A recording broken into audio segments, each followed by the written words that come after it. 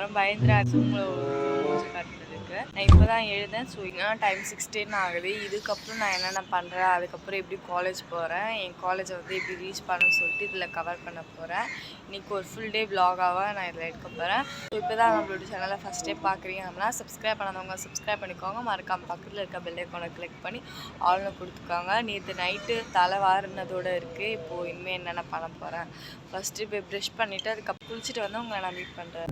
Basically நான் ரொம்ப சீக்கிரமாக எந்திரிக்கிற பர்சனே கிடையாது. ஃப்ராங்காக ஒன்று சொல்லணும்னா, இப்போ நான் காலேஜ் போகிறேன் அப்படின்னா என்னுடைய அலாரம் கிளாக்காகவே என்னுடைய ஃப்ரெண்டு ஹர்னி தான் இருப்பாள். அவள் வந்து கரெக்டாக எண்ணூரில் 6 o'clock bus ஏறுவாள்.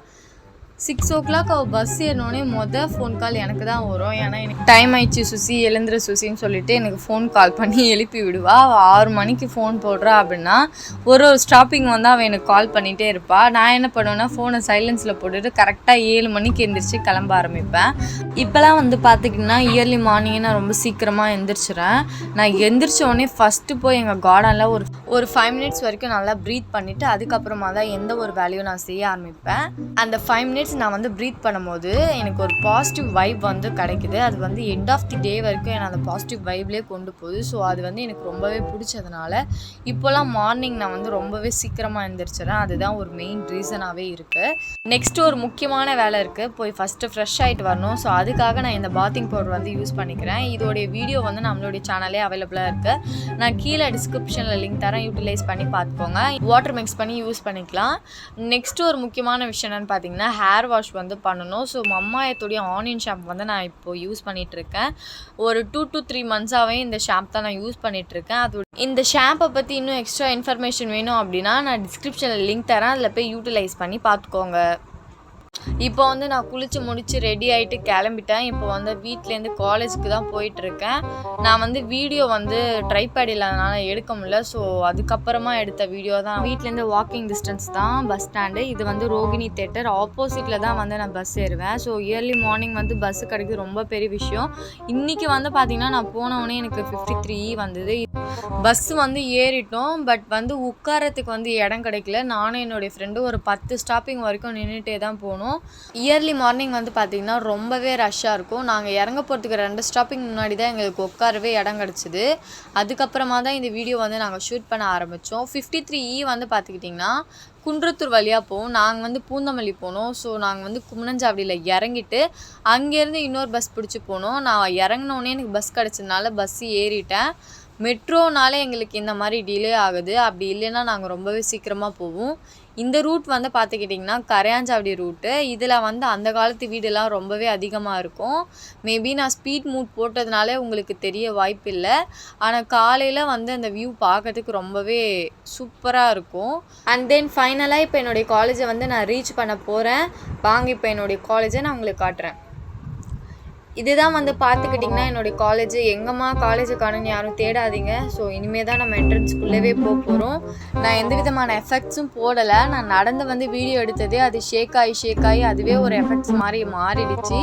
So and then ஃபைனலாக இப்போ நம்ம காலேஜுக்குள்ளே வந்துட்டோம். இதுதான் வந்து பார்த்துக்கிட்டிங்கன்னா என்ட்ரன்ஸு. இன்னும் கொஞ்சம் உள்ளே போக என்னென்ன இருக்குதுன்னு சொல்லிட்டு நான் உங்களுக்கு காட்டுறேன் வாங்க. மார்னிங் வந்து கொஞ்சம் வெயில் அதிகமாக இருந்ததுனால வீடியோ எடுத்தது மட்டும்தான் எனக்கு தெரிஞ்சுது. அதில் என்னென்ன கோளாறு பண்ணி வச்சுருந்தேன்னு எடிட் பண்ணும் போது தான் நானே வந்து எல்லாத்தையும் கவனித்தேன். ஸோ ஃபைனலாக இப்போ வந்து நம்ம காலேஜ் கேட்டுக்குள்ளே நம்மளுடைய கால் தடத்தை வந்து எடுத்து வச்சாச்சு. ஸோ இதுக்கப்புறம் என்னென்ன பண்ண போகிறேன்னு சொல்லி இன்ட்ரெஸ்டிங்காக இருக்கும். இந்த வியூ வந்து பார்த்திங்கன்னா எனக்கு ரொம்பவே பிடிக்கும். அது ரெய்னி சீசன்லாம் பார்த்திங்கன்னா வேறு லெவலில் வியூவாக இருக்கும். மேபி நான் நடந்து போகிறதுனால அது நிறையவே ஷேக் ஆகுது, கொஞ்சம் அட்ஜஸ்ட் பண்ணிக்கோங்க. இவ்வளோ நேரம் என் கூட ட்ராவல் பண்ண மேடம் யாருன்னு பார்த்தீங்கன்னா இவங்க தான். இவங்க பேர் வந்து ஹர்னி. ஸோ நான் எங்கே போனாலுமே என் கூட வந்து இவ இருப்பா. என்னுடைய ட்ராவல் பார்ட்னர் கூட சொல்லலாம். நாங்கள் காலேஜ் வந்தோடனே ஃபஸ்ட்டு இவங்க கூட தான் டைம் ஸ்பெண்ட் பண்ணுவோம். அதுக்கப்புறமா தான் நாங்கள் காலேஜுக்குள்ளவே போவோம். ஏன்ட்டு வந்து பார்த்திங்கன்னா நானுமே சரி ஹர்னியும் சரி சரியான பெட் லவர்ஸு. ஸோ இவங்க கூட கொஞ்சம் டைம் ஸ்பெண்ட் பண்ணிவிட்டு அதுக்கப்புறமா தான் காலேஜ்குள்ளே போவோம். இல்லைனாலுமே அந்த கேம்பஸ் ஃபுல்லாக கொஞ்சம் நேரம் தேடி சுற்றி பார்த்துட்டு பிஸ்கெட் வச்சுட்டு தான் உள்ளே போவோம். அண்ட் தென் இன்னொரு முக்கியமான ஸ்பாட் வந்து உங்களுக்கு நான் காட்டுறேன் வாங்க. இந்த ஸ்பாட் தான். இந்த ஸ்பாட்டில் வந்து என்ன போயிட்டுருக்குன்னா ஷூட்டிங் போயிட்டுருக்கு. எங்கள் காலேஜில் இன்றைக்கின்னு இல்லை, எப்போவுமே ஷூட்டிங் போயிட்டு தான் இருக்கும். விஜய் டிவி, சன் டிவி, இந்த மாதிரி எல்லா டிவிலேருந்துமே ஆக்ட்ரஸ், கோ ஆக்ட்ரஸ் எல்லாருமே வருவாங்க. கனா காணும் காலங்கள் சீசன் 2 கூட எங்கள் காலேஜில் தான் ஷூட்டிங் போயிட்டுருக்கு. ஸோ எல்லாருமே நாங்கள் பார்ப்போம். அண்ட் தென் இப்போது நம்ம காலேஜுக்குள்ளே போகலாம். இந்த வியூ பார்த்துக்கிட்டிங்கன்னா ஏதோ ஒரு காட்டுக்குள்ளே கூட்டிகிட்டு போகிற மாதிரியே உங்களுக்கு இருக்கும். அஃப்கோர்ஸ் எங்கள் காலேஜ் வந்து அப்படி தான் இருக்கும். அந்த டான் படத்தில் சொல்லுவாங்க பார்த்தீங்களா, அந்த டைலாக் வந்து 100% எங்கள் காலேஜுக்கு வந்து சூட் ஆகும். ஸோ எங்கள் காலேஜ் வந்து பார்த்திங்கன்னா கிட்டத்தட்ட ஒரு ஜூ மாதிரி தான் எங்களுக்கு ஃபீல் ஆகுது. மேபி உங்களுக்கு எப்படி தெரியுதுன்னு தெரில. ஸோ இதுலேருந்து கொஞ்சம் தூரம் நடந்து போனேன்னா என்னுடைய ஃபேவரட் ஸ்பாட் ஒன்று வருது. அதை நான் உங்கள் கூட ஷேர் பண்ணிக்கிறேன் வாங்க. அப்படியே கொஞ்சம் தூரம் நடந்து போகணுன்னு வச்சுக்கோங்களேன்.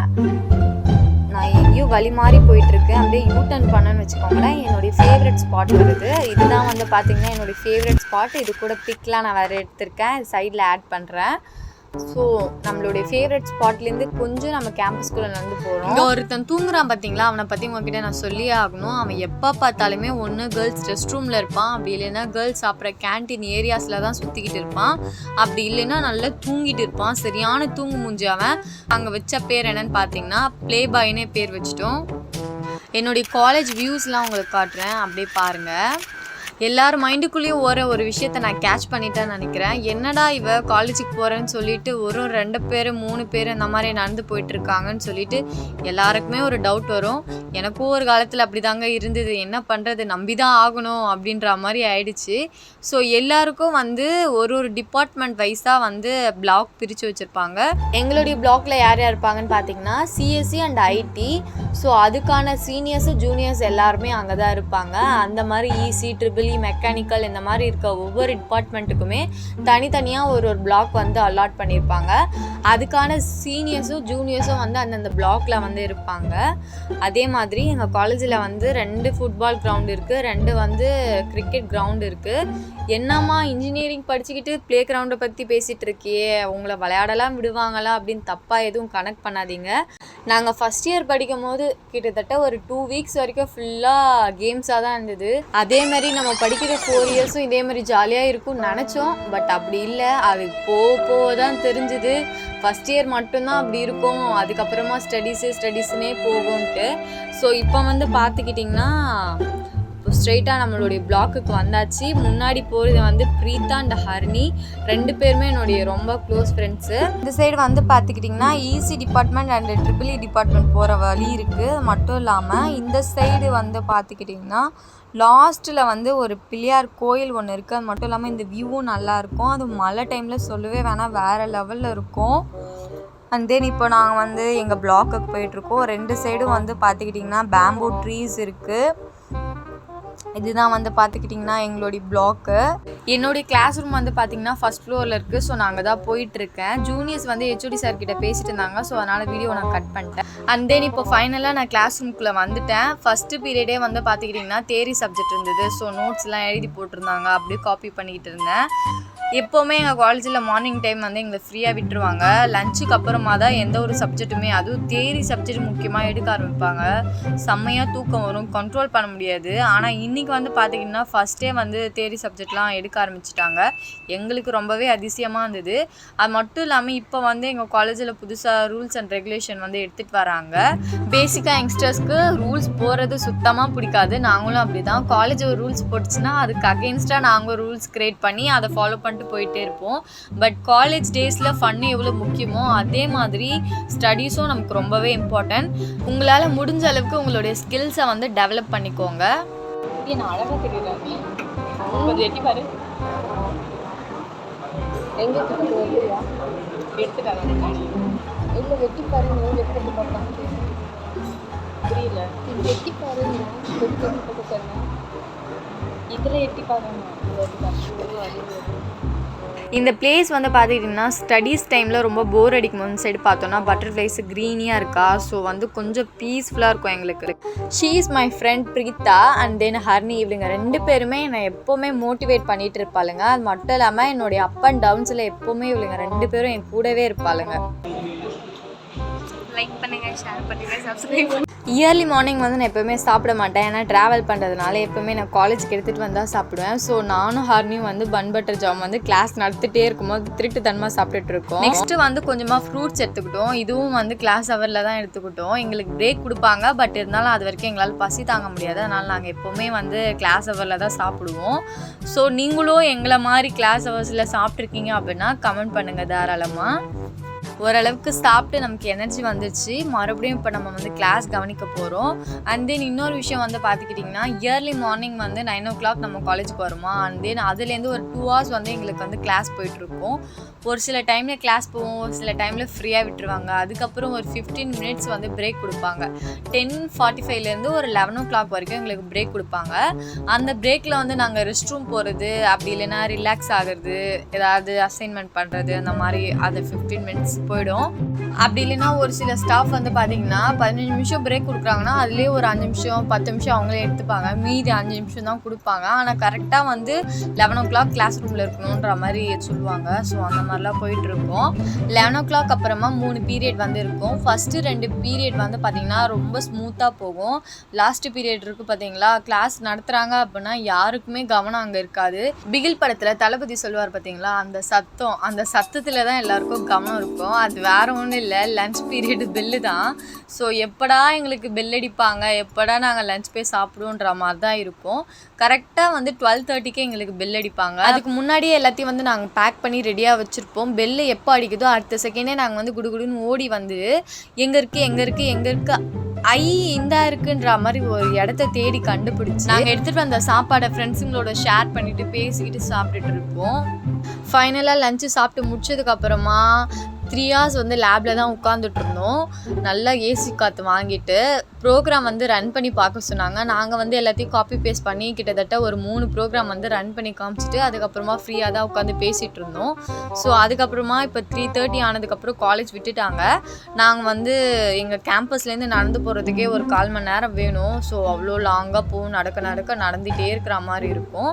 எப்போவுமே ப்ரீதா வந்து அவள் தம்பி கூட தான் போவாள். ஸோ அவளை நாங்கள் வழி அனுப்பிட்டு நான் ஹர்னி மோனிகா 3 பேரும் கொஞ்சம் தூரம் அந்த கேட்டு தாண்ட வரைக்கும் நடந்து போவோம். அதுக்கப்புறம் மோனிகா வந்து இன்னொரு பொண்ணோட சேர்ந்து நடந்து போயிடுவா. ஏன்னா நாங்கள் இங்கே ஆட்டோ ஏறணும்னா 20 ரூபா கேட்பாங்க. ஸோ அதனால் 10 ரூபா மிச்சம் பண்ணோன்னு சொல்லிட்டு ஒரு சில டைமில் நாங்களும் நடந்து தான் போவோம். இப்போல்லாம் வந்து ரொம்ப டயர்டாக இருக்கா, ஸோ அதனால் ஆட்டோலே போயிடலான்ட்டு நானும் ஹர்னியும் ஆட்டோவில் போயிடுவோம். இன்னொரு ஒரு பிரச்சனை என்னென்னா பஸ்ஸு கிடைக்காதது தான் மெயின் பிரச்சனை. அதனால் நானும் ஹர்னியும் சீக்கிரமாக வந்து போயிடுவோம். அவள் வந்து 800 வரைக்கும் போகணும். ஸோ அதனால் கொஞ்சம் எவ்வளோ சீக்கிரமாக போகிறோமோ அந்த அளவுக்கு எங்களுக்கு நல்லது. அதுக்கப்புறமா கொஞ்சம் இன்ட்ரெஸ்டிங்காக கொஞ்சம் ஃபோட்டோஸு வீடியோஸ்லாம் நாங்கள் எடுத்துகிட்டே அப்படியே நடந்து போயிட்டுருந்தோம். அதுக்கப்புறம் வேறு என்ன, மோனியும் கழட்டி விட்டுட்டு நானும் ஹர்னியும் வந்து ஆட்டோவில் போயிட்டோம்.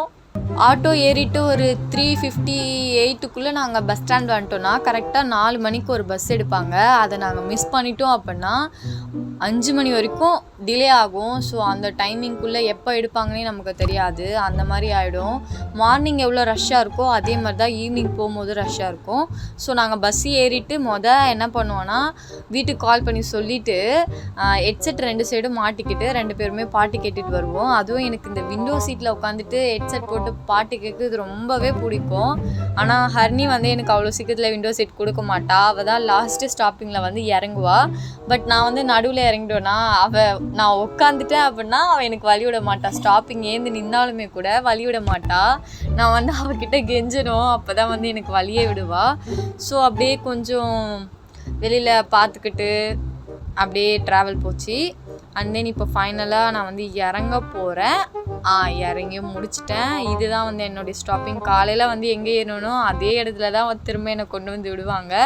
அங்கேருந்து மறுபடியும் கொஞ்சம் தூரம் சொன்ன மாதிரி நடந்து இப்போ நான் வீட்டுக்கு தான் போயிட்டுருக்கேன். கரெக்டாக வந்து பார்த்திங்கன்னா மணி வந்து 5:10 ஆகுது. ஃபைனலாக இப்போ வந்து நான் வீட்டுக்கு வந்துட்டேன். நான் உள்ளே போனேன்னா இவங்க 2 பேர்கிட்ட ஃபஸ்ட்டு என்ட்ரி பாஸ் வாங்கினா மட்டும்தான் நான் உள்ளே போக முடியும். இவ வந்து பார்த்திங்கன்னா புஜ்ஜு. ஆனால் இவளுக்கு இன்னொரு நிக்நேம் இருக்குது. சிலுக்குன்னு கூப்பிட்டா அழகாக வாலாட்டிகிட்டே இருப்பாள். நான் வந்து இதில் வந்து சவுண்டு ஆட் பண்ணேன்னா காது கிளியும். ஸோ அதனால் கட் பண்ணிட்டேன்.